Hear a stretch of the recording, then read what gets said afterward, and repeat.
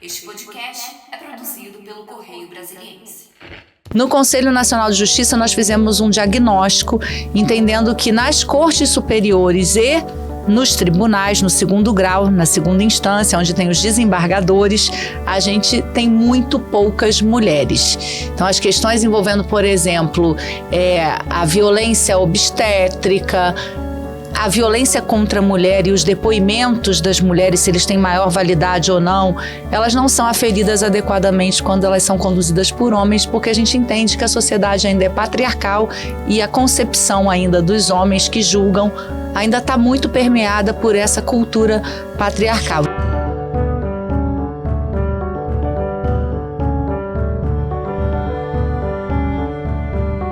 Está no ar o podcast do Direito e Justiça, o caderno que trata das questões do judiciário aqui no Correio Brasiliense. E a gente está aqui com a Maria Eduarda Lapucá, a Duda, e a doutora Renata Gil, que é conselheira do CNJ, Conselho Nacional de Justiça, por indicação do Supremo Tribunal Federal. E essa estreia do nosso programa Direito e Justiça, a gente está com uma convidada de honra num assunto super polêmico para a gente tratar hoje, que é a questão da política de paridade nos tribunais de segunda instância. Bom, a senhora tomou uma medida de orientação ao Tribunal de Justiça do Distrito Federal essa semana, orientando que o tribunal elegesse uma lista tríplice totalmente feminina, de acordo com a regra da Resolução 525, de 2023. O que estabelece essa regra? Vamos começar explicando o que estabelece essa resolução e qual o motivo dela existir. Bom, é uma honra minha estar aqui, inaugurando esse podcast do Direito e Justiça, um caderno tão lido já por todos os leitores do Correio. Na verdade, quando o ministro Barroso inaugurou sua gestão, ele tornou como política prioritária a igualdade de gênero nos tribunais brasileiros. E eu gosto muito de usar uma expressão de uma amiga que diz que na Casa da Justiça tem que haver justiça. A gente tem uma desigualdade de gênero gigantesca nos tribunais todos, tem um mapa disso no Justiça em Números, e no caso específico do Distrito Federal, a gente tem só 28% de mulheres no segundo grau.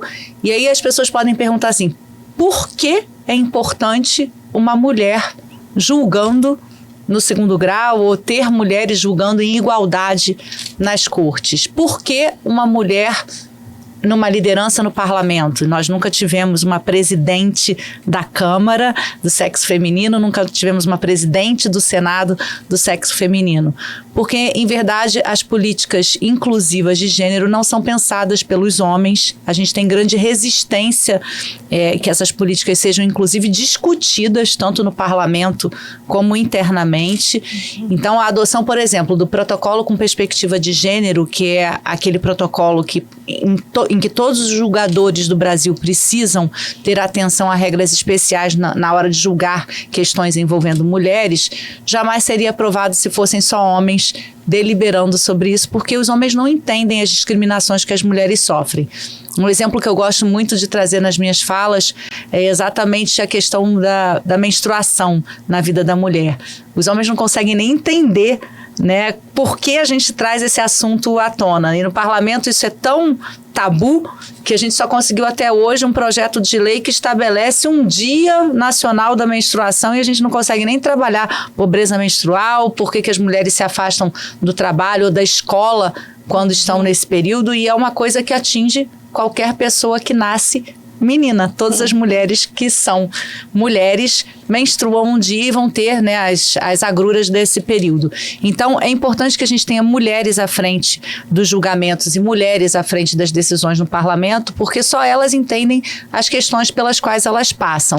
No Conselho Nacional de Justiça, nós fizemos um diagnóstico, entendendo que nas cortes superiores e nos tribunais, no segundo grau, na segunda instância, onde tem os desembargadores, a gente tem muito poucas mulheres. Então, as questões envolvendo, por exemplo, a violência obstétrica, a violência contra a mulher e os depoimentos das mulheres, se eles têm maior validade ou não, elas não são aferidas adequadamente quando elas são conduzidas por homens, porque a gente entende que a sociedade ainda é patriarcal e a concepção ainda dos homens que julgam ainda está muito permeada por essa cultura patriarcal. Então, principalmente quando a agressão não é muito óbvia, é uma agressão psicológica que afeta ali o sentimento, o constrangimento da mulher.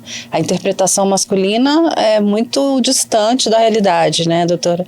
não só na violência moral, a violência psicológica, que é uma novidade, né, de interpretação agora pelas nossas cortes, mas eu diria que inclusive na violência física. Ana, a gente teve um caso emblemático no Conselho, logo quando eu entrei como conselheira, de uma violência física de um magistrado de São Paulo contra sua mulher, que ficou quase um mês internada por conta dessa violência.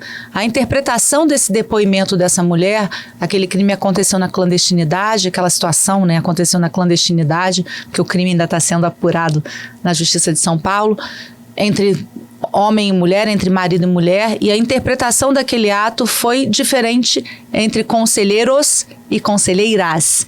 E aí a gente adotou o protocolo com perspectiva de gênero e isso foi alterado, esse magistrado foi afastado das funções e agora definitivamente punido com uma pena de disponibilidade de alguns dias. Então, tudo isso é diferente quando é avaliado só por homens. Então, não só a violência psicológica, há uma resistência maior do grupo masculino, mas também a violência física ainda encontra muita resistência nessa avaliação. Quando eu comecei a trabalhar a agenda de gênero, eu sou juíza criminal no Rio de Janeiro, e eu fiz muitas reuniões, palestras com as delegadas do Rio de Janeiro. E uma das delegadas me chamou muita atenção o depoimento dela comigo, que ela disse o seguinte: doutora Renata, a senhora sabe que quando a gente ia fazer um local de homicídio, de feminicídio em Arraial do Cabo, todos os meus agentes falavam assim, vamos lá fazer um cornicídio agora. E ela disse, não, a partir de agora, eu sou uma delegada mulher, estou aqui com vocês não vão mais usar esse tipo de expressão quando a gente for fazer um local de feminicídio, tem um nome para isso. Então, essa cultura ainda está muito permeada dentro da nossa sociedade e muito também dentro das nossas instituições. Então, especificamente sobre o que você me perguntou, no segundo grau ainda há dificuldade de fazer a ascensão de mulheres, porque as mulheres não são escolhidas pelos pares homens. Os homens preferem escolher homens. E o que aconteceu aqui no DF, né, a gente tentou prevenir que não fosse feita uma escolha com caráter absolutamente masculino, acabou não acontecendo, mas exemplifica muito como ainda temos, né, esse pensamento masculino muito arraigado dentro dos tribunais. E não fosse a política afirmativa da Resolução 525, que foi inaugurada pela ministra Rosa Weber, mas foi concretizada pelo ministro Luiz Roberto Barroso, e isso é tão caro para ele, que essa política era para estar com um conselheiro, era para estar comigo, Renata Gil, que cuida de toda a política de gênero no Conselho, mas esse caso específico da Resolução 525, ele deixou na presidência com ele, o Cumpridec, que é o procedimento que a gente chama de cumprimento de resolução, e a Renata Gil simplesmente fiscaliza se essa resolução está sendo cumprida. Então eu costumo dizer que eu sou o guarda, né, que faz apita quando alguém está atravessando, cumprindo, fazendo alguma infração de trânsito, mas quem define se aquilo é uma infração de trânsito ou não é exatamente o presidente do Conselho Nacional de Justiça, o ministro Luiz Roberto Barroso, e ele decidiu agora, né, vocês têm a decisão recente de que houve realmente um descumprimento da resolução, tal como eu já havia noticiado ao tribunal, pelo Tribunal de Justiça do DF, que só tem 28% de mulheres no seu corpo. Segundo o primeiro vice-presidente, o desembargador Roberval Bellinati, ele fez uma conta de que são até menos, 22,9%. Acho que ele considerou só as mulheres de carreira, né? Juízes de carreira. Sim, se contarmos juízas de carreira, sim, mas a gente não faz essa distinção. Na verdade, todos são, a partir do momento que eles ingressam na carreira, nós consideramos todos né, magistrados e têm a mesma qualificação e categorização para a gente. Mas o que é muito relevante, no último Justiça em Números que foi divulgado, o Tribunal de Justiça do DF não fez nenhuma promoção por merecimento de mulher Então, Nunca na história? Desde do implemento da resolução, sim. Né, a gente não tem nenhuma promoção por merecimento de mulher. E quando essa promoção por merecimento ia acontecer, fez-se uma lista tríplice masculina.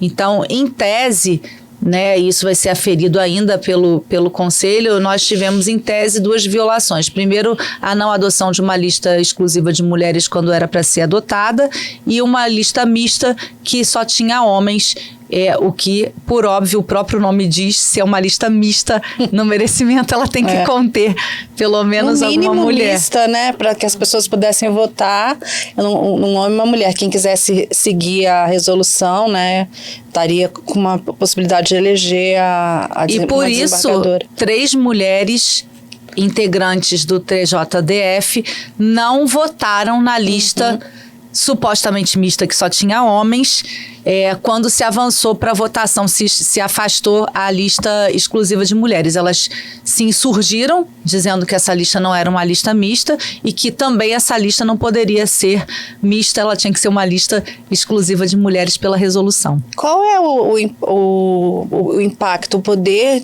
de uma decisão dessa do presidente do CNJ? E ainda mais forte porque tem também a assinatura do corregedor, não só do presidente, Corregedor Nacional de Justiça. Ela tem o impacto de suspender realmente, ou isso pode ser discutido ainda no plenário do CNJ? O plenário é o órgão soberano do Conselho Nacional de Justiça. A suspensão ela é muito categórica porque ela avançou no conteúdo da decisão do Tribunal de Justiça, no sentido de que a resolução não foi observada. Então, claro que isso vai ser reavaliado pelo Pleno, mas eu acho que ficou muito clara na decisão suspensiva de que deveria ter sido observado integralmente o conteúdo da resolução 525. O que é muito importante as pessoas saberem é que toda resolução do Conselho ela tem um procedimento acoplado, que é esse Cumpridec. É exatamente a estrita observância pelos tribunais do que as resoluções que são editadas se dirigem. Então, se aquela resolução diz que tem que ser lista tríplice alternada feminina, tem que ser lista tríplice alternada feminina. Quando não há uma violação e, por isso, houve a efetiva suspensão. O que nós tentamos, né, como gestora da política de gênero que sou, era orientar que, na verdade, aquela interpretação que estava sendo discutida, que é salutar que se discuta a interpretação de uma resolução, mas que nós já tínhamos precedentes do próprio Conselho indicando que naquele caso, que era similar ao de outros casos, deveria ter se adotado a lista exclusiva. Mas isso foi, né, ultrapassado e aí, infelizmente, veio essa decisão que a gente não gostaria que acontecesse, né? A gente, no Conselho, é importante ser dito, eu ainda mais que sou oriunda da carreira, 27 anos juíza de carreira, tenho muito respeito e muitos amigos nos tribunais, presidindo os tribunais.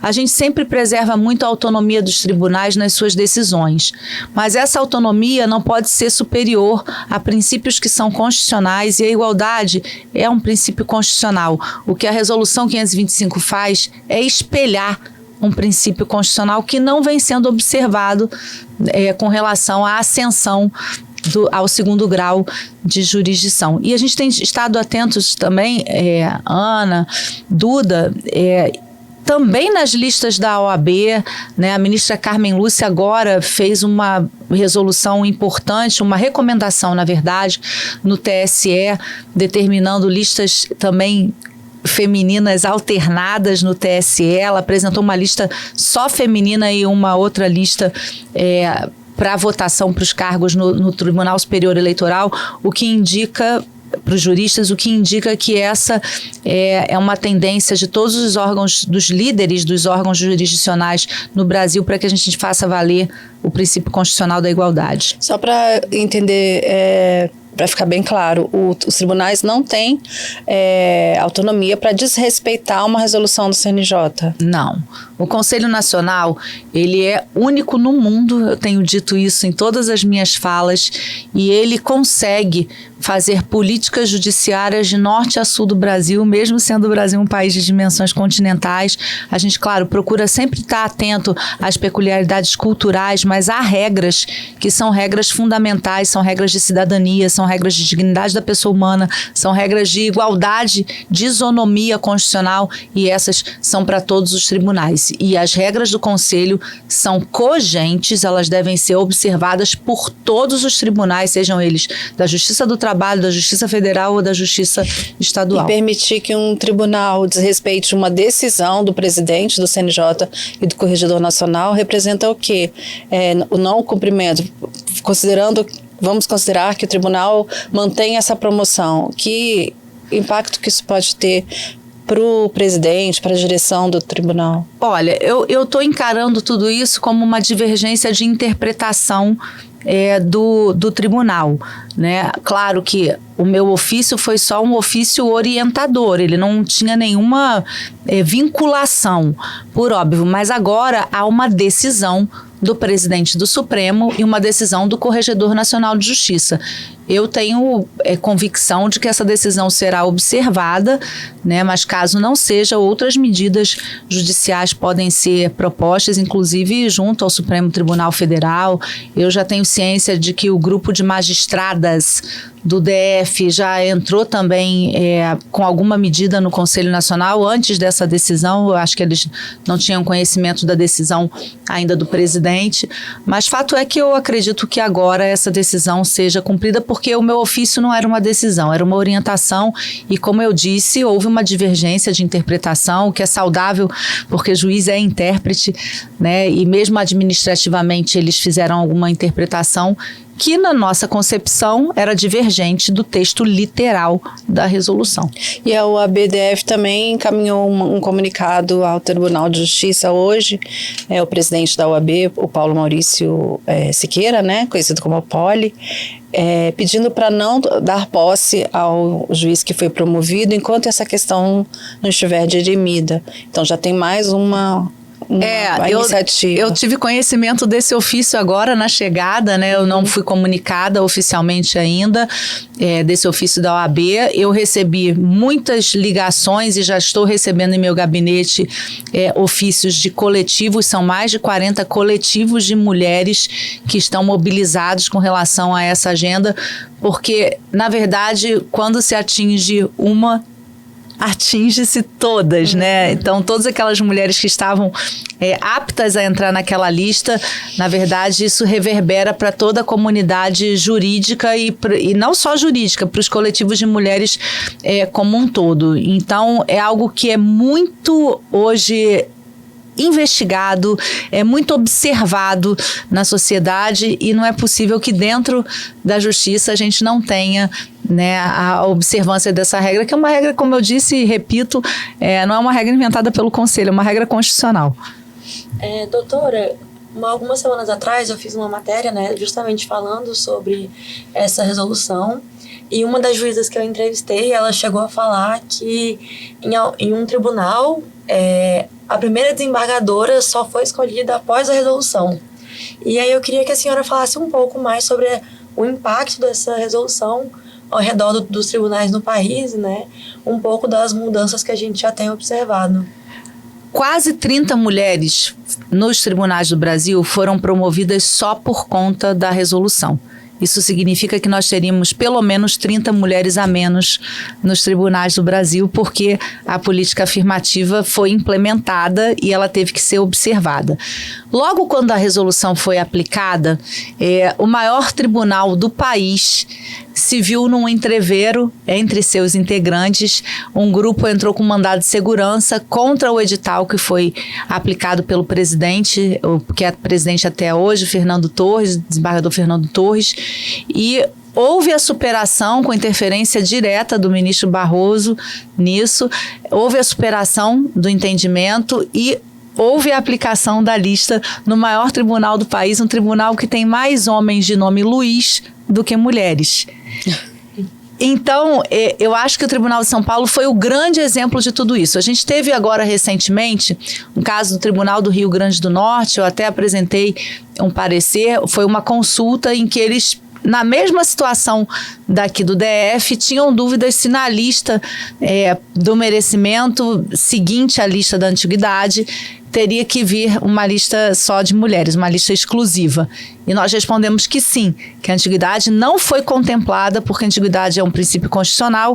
Quando a resolução foi feita, ela não mexeu na antiguidade. Então, a antiguidade pode ter homens em sequência sendo promovidos, mas o merecimento não, porque o merecimento ele é avaliativo, ele tem algum conteúdo subjetivo e por isso nós resolvemos avançar, até para não se questionar a constitucionalidade, porque a antiguidade é um princípio constitucional, a gente teria que talvez alterar a Constituição, isso na época foi discutido quando a resolução foi feita, quem olhar lá os anais, né, das discussões vai perceber que a gente deixou de lado a antiguidade exatamente para preservar uma discussão judicial sobre isso. Então não há dúvida nenhuma que a resolução foi feita para o merecimento. E pela Constituição, toda promoção, toda remoção, ela alterna entre antiguidade e merecimento. Então não interessa se na antiguidade foi um homem ou uma mulher, interessa que se na promoção anterior foi promovido um homem por merecimento, na próxima tem que haver uma lista só de mulheres para a promoção, para que a gente suba com uma mulher. O caso que é do Tribunal de Justiça do DF. Exatamente. E essa regra vale até que seja atingida a paridade, a proporção de 40% de mulheres e 60% de homens. A partir daí não há mais exigência. Exatamente. A resolução ela estabeleceu esse limite de 40%, porque nós entendemos que o ótimo é inimigo do bom, né? O ideal seria que nós tivéssemos 50%, porque no Brasil nós temos 52% de mulheres na população brasileira. O justo seria chegar aos 50%. Mas toda política, ela é primeiro uma quebra de paradigma, a gente sensibiliza a sociedade e quem sabe tenha tribunais que continuem fazendo as listas, isso é possível, né? A gente ainda não tem nenhum caso, mas é possível que continuem as listas até que se atinja os 50%, mas a gente pensou nos 40% porque a gente acredita que naturalmente, de alguma forma, esses 50% sejam preenchidos após a política afirmativa já está consolidada. Então, o percentual é de 40%. Quem está acima dos 40%, como por exemplo, há estados que já estão acima dos Rio de Janeiro, já está nos 40%, então não é necessário que as listas sejam alternadas. O Rio no Rio, o tribunal que tem mais mulheres. Eu não me recordo qual tribunal, eu tenho aqui o dado, o tribunal que tem mais mulheres, mas o Rio é um tribunal que já atingiu os 40%. Eu posso verificar isso e mandar para vocês. Tá, é o seu tribunal então. Acho que sim, acho que sim. Bom, com essa medida que foi abraçada pelo presidente. TJ do Pará tem 50% de mulheres, depois vem a Bahia com 47,5%, o Ceará com 42,9%, Sergipe com 41,7%. O Rio de Janeiro, então, ainda não atingiu. O Rio de Janeiro está com 37,1%. Está quase no limite. Então, a gente ainda está usando as listas um pouquinho. Mas é pouca coisa. Já já a gente atinge. E o TJDFT com 28,9%. A gente tem aqui nos nossos dados que o TJ Roraima e o TJ Amapá não possuem mulheres em seus quadros. Nossa! E quando vai ter a próxima? Bom, aí tem que esperar a próxima lista. Tem que ter a vaga, né? A pessoa se aposenta ou a gente tem algum falecimento e a vaga. Por isso que assim, a gente não tem uma dimensão de em quanto tempo a gente vai ter isso tudo preenchido. Porque depende de condições naturais e de condições de vida da pessoa. Eu posso não atingir os 75 anos, me aposentar antes e a vaga abrir. Então, nos tribunais, a gente não sabe quem se aposenta até chegar aos 75 anos ou se aposenta precocemente. E as mulheres que estariam na lista, que são as mais antigas, elas podem também acionar os CNJs que se sentem preteridas? Sim, em geral é o que acontece, né? Mas eu acho que no agora caso... nem precisa, agora é só aderir, né? Na verdade foi de ofício, né, a decisão do ministro, até por isso, porque existe um procedimento, essa coisa do CNJ estar com essas políticas e atuando é muito interessante, porque não é necessária a provocação.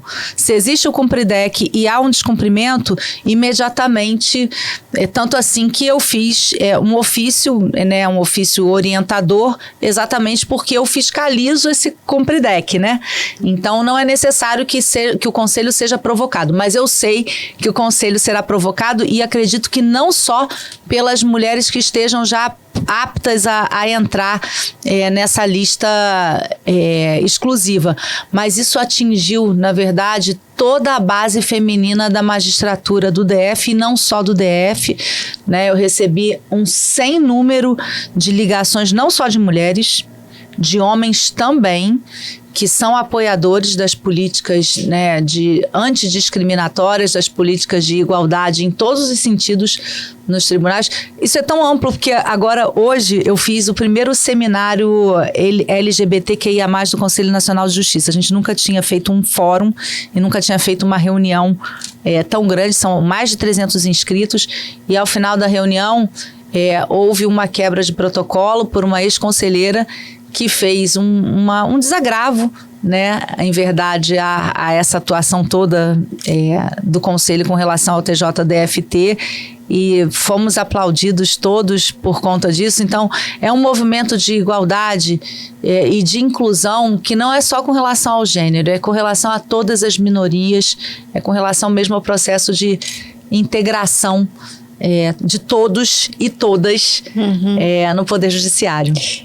É sintomático que ontem, lá na sessão do Pleno, houve alguns comentários, inclusive de integrantes da direção do tribunal, que se sentiram invadidos, como se tivesse havido uma interferência, né, por causa do seu ofício. Embora o seu nome não tenha sido citado, todo mundo interpretou que estavam se referindo ao ofício que a senhora mandou, orientando que a lista fosse cumprida, né, que fosse eleita uma lista feminina. E aí eu digo que é sintomático porque é um ofício de uma conselheira, uma mulher, uma juíza, justamente uma mulher. Talvez também já daí não venha esse olhar masculino, machista.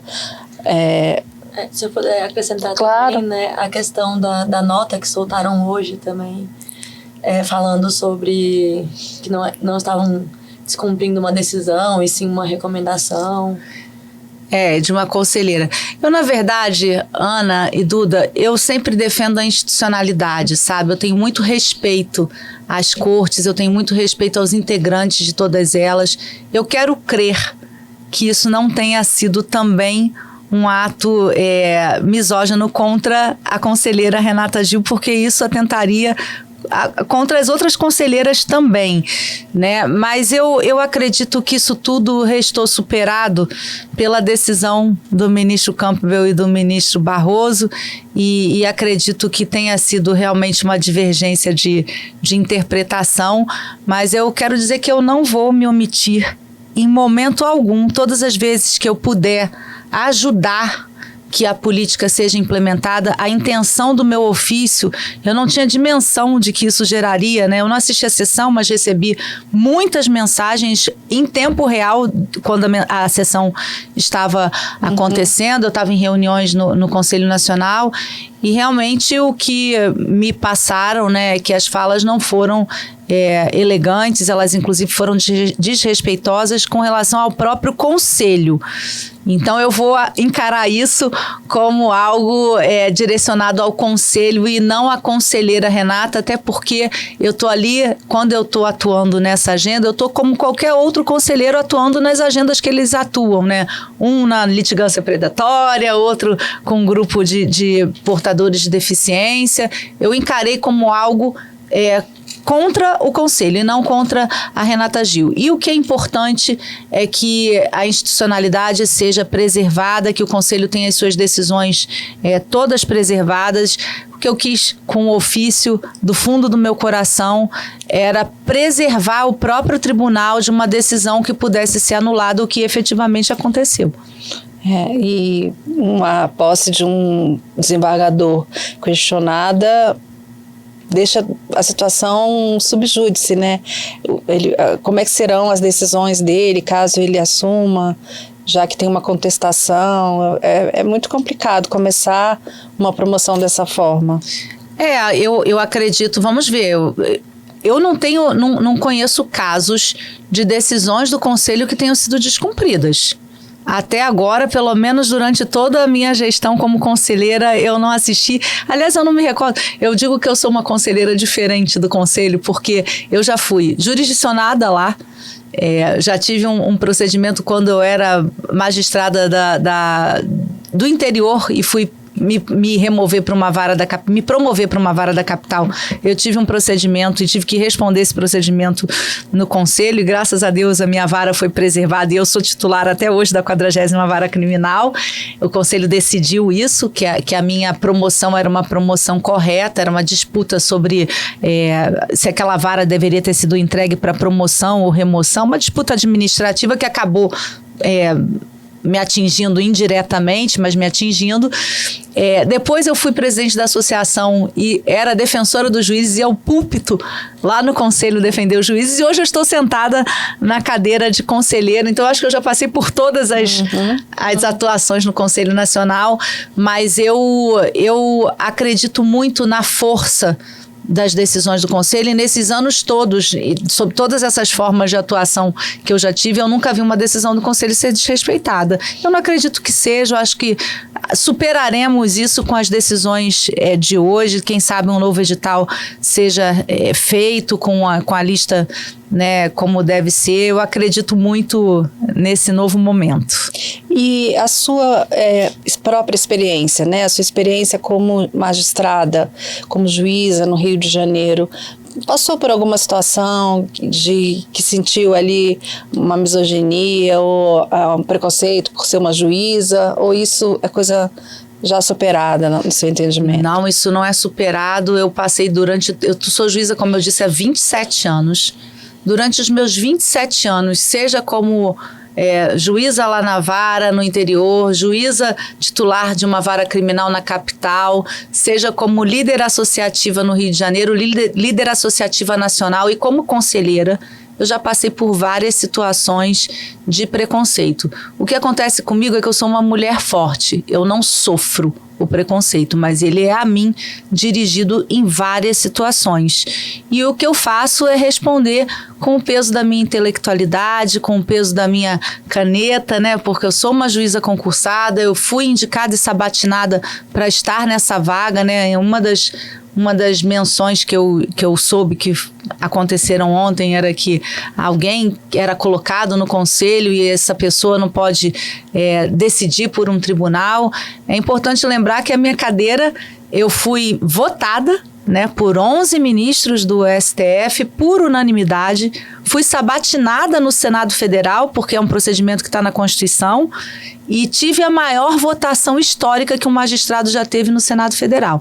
Então, eu não me considero uma pessoa qualquer para estar ocupando essa vaga. Eu ocupei com toda a minha densidade, com a escolha, né, das pessoas mais importantes, né, da República, os ministros do STF, senadores da República, e o que eu acho é que, na verdade, a gente vai superar todo esse desentendimento que, na minha concepção, é ainda um retrato desse mundo patriarcal que a gente vive, vai superar com essa decisão que foi muito simples, muito pontual e muito objetiva dos nossos presidentes Luiz Barroso e corregedor Mauro Campbell. Muito bom. Vamos aguardar para ver o que o tribunal vai fazer. Hoje deve ter uma manifestação, né? E a gente espera. O procedimento é que houve um pedido de informações, então o tribunal vai prestar essas informações e deve, nessas informações, já definir qual será a sua atuação. Eles têm 5 dias para prestar essas informações. E a decisão tem uma validade como se fosse uma medida cautelar, é isso? Sim. É como então, se fosse uma tem efeito imediato de suspensão. Isso, tem efeito imediato de suspensão. O ministro Barroso chegou ontem, né? Ontem já tratou desse assunto imediatamente, que mostra que para ele isso é uma prioridade, uma urgência. Sim, em todas as falas públicas do ministro Barroso, ele tem dito que a política de igualdade contemplada na Resolução 525 é uma prioridade da sua gestão. Ele fala em todos os relatórios de gestão e a prova disso, como eu disse no início da nossa conversa, é que o Cumpridec, que é esse procedimento de cumprimento de resolução, em geral fica a cargo do conselheiro responsável pela política. Ele ficaria a meu cargo, no meu gabinete, sendo cuidado por mim. Ele preferiu que esse procedimento ficasse na presidência do Conselho Nacional de Justiça e fiscalizado com delegação de fiscalização pela conselheira. Então, isso mostra o carinho, né, e o apreço que ele tem por essa política. Chegam muitas reclamações, representações de juízas em situação de preconceito, pedindo providências do CNJ? Muitas. Eu sou ouvidora nacional da mulher também, né? E também sou presidente das comissões do Comitê de Assédio do CNJ, que cuida de todas as comissões de assédio no país todo. Então, nós temos várias reclamações, não só de violação à igualdade, mas também de assédio moral no trabalho. As mulheres ainda são muito questionadas no ambiente de trabalho com relação à licença maternidade, aquelas piadinhas, né? Vai ter outro bebê, não tem televisão em casa, isso não vai te atrapalhar no trabalho, lá vai você com teletrabalho porque você é mulher. Então, eu recebo muitas reclamações, né? Muitas reclamações de assédio também por ser mulher e homens, né, e mulheres. A gente teve até um caso muito importante aqui no DF de funcionamento da Polícia Judiciária, um assessor de um juiz que assediou uma estagiária e ele foi detido dentro do fórum por essa situação. Então, a gente tem treinado também os nossos agentes judiciários de segurança para que eles percebam essas situações. São inúmeras situações envolvendo mulheres ainda e isso está também bastante retratado nos números de violência do Fórum Brasileiro de Segurança Pública e nos números das nossas medidas protetivas. A cada ano o Conselho tem no seu painel de violência contra a mulher um aumento nesses números de medidas protetivas, o que indica que as mulheres sofrem vários tipos de violência. E uma coisa que é importante ser dita, já que a gente está falando de agenda feminina aqui, as mulheres morrem de feminicídio também por violência psicológica, né? Nós tivemos um caso recente de uma mulher que todos os dias que o marido ia assistir jogo de futebol e ela estava por perto, ele mostrava a faca para ela ficava nervosa e um dia ela se trancou no quarto e se jogou. Ela não aguentou aquela violência moral que ela sofria. Ela nunca apanhou, mas ela era ameaçada todos os dias de jogos por esse esposo, por esse companheiro. Então, são inúmeras violências e, infelizmente, a gente ainda não tem os mecanismos de proteção que a gente gostaria de ter. E os casos de feminicídio no país também têm crescido muito. Tem crescido muito e aqui no DF a gente está construindo uma campanha. O nosso governador me acionou, me pedindo ajuda, porque a gente precisa que as pessoas denunciem. A gente teve uma onda de feminicídios aqui, 7 dias de mortes de mulheres seguidos em abril, e essas mulheres todas que foram assassinadas por seus namorados, companheiros e maridos não tinham sequer registrado ocorrência, não tinham procurado o sistema de justiça. Então a gente está lançando um programa aí chamado Salve Ela, que é para que as pessoas de passar com um carro de som, tentando alguma coisa no aplicativo de celular, no aplicativo não, no próprio celular, quando você abrir o celular, você encontrar Salve Ela, você pensar que a sua filha, a sua sobrinha, a sua vizinha sofre violência e você ainda não teve coragem de denunciar, porque a gente ainda acha que isso não é uma obrigação nossa, né? Mas graças a Deus a gente tem visto aí que os síndicos dos prédios têm denunciado, né? Enfim, já tem obrigações, estabelecimentos comerciais com a campanha Sinal Vermelho, que o Conselho Nacional de Justiça também fez com a Associação dos Magistrados. Eu fui autora, uma lei, 14.188. Então a gente tem mecanismos. O que eu acredito é que, como as mulheres hoje, elas estão buscando a sua independência e estão conseguindo colocar fim aos relacionamentos, os homens não se conformam com isso e estão atacando as mulheres por isso. Doutora Renata, eu acabei de receber uma manifestação aqui do Tribunal de Justiça.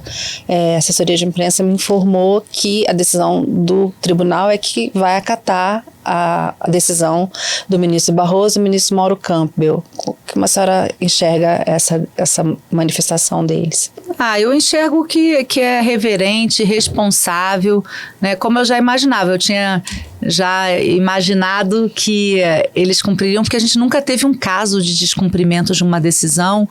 E o que eu acredito é que tem havido uma divergência de interpretação que vai estar espancada com essa orientação da própria decisão do presidente e do Corregedor Nacional. Então, o caminho esperado é esse, e agora eu espero que a situação esteja pacificada e que a gente siga a vida a partir daí com o cumprimento da Resolução 525 do Conselho. Infelizmente, nosso tempo acabou. Foi muito bom conversar com a senhora aqui. Nós, mulheres, estamos juntas numa causa para que as mulheres sejam valorizadas e tenham mais espaço de poder. Então, conte com a gente dentro desse programa em defesa das mulheres. Obrigada.